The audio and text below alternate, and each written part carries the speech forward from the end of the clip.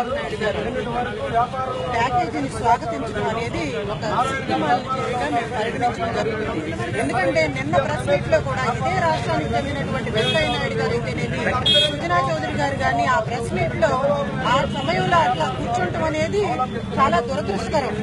కేవలం ఈ రాష్ట్ర ముఖ్యమంత్రి గారు సీఎం గా ఆయన పనికి రాడు అన్న ఒక సందేశం ఆల్రెడీ ప్రజలందరికీ వచ్చేసింది. ఆయన తగిన అర్హత కూడా ఆయనకి లేదని చెప్పి ఈ సందర్భంగా కూడా మేము తెలియజేస్తూ తక్షణమే నువ్వు రాజీనామా చేసి, ఈ రోజున మహిళలందరూ కూడా అన్ని రంగాల్లో ముందంజలో ఉన్నారు.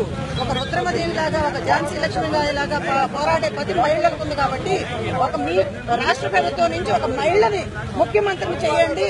ఆ మహిళలైనా ఇటు వాళ్ళతో పోరాడి ప్రత్యేక హోదాను తీసుకొచ్చే విధంగా వాళ్ళు కృషి చేస్తారని చెప్పి ఈ సందర్భంగా తెలియజేస్తూ, కేవలం ఓటుకు నోటు దీని వల్లే, కేసు వల్లే ఈ ముఖ్యమంత్రి చంద్రబాబు నాయుడు గారు భయపడుతున్నారు. ఆల్రెడీ నీ మీద కేసు ఉంది కదా, స్వచ్ఛందంగా నువ్వు ఎందుకు రాజీనామా చేయవు? ఒక మహిళను ముఖ్యమంత్రి పీఠం మీద కూర్చోబెట్టు. వాళ్ళు కనీసం బీజేపీ ప్రభుత్వం మీద పోరాటం కొనసాగిస్తూనే ఉంటారు. ఎట్టి పరిస్థితుల్లో సాధించే ప్రయత్నం అన్న, కృషి అన్న వాళ్ళు చేస్తారని చెప్పి ఈ సందర్భంగా నేను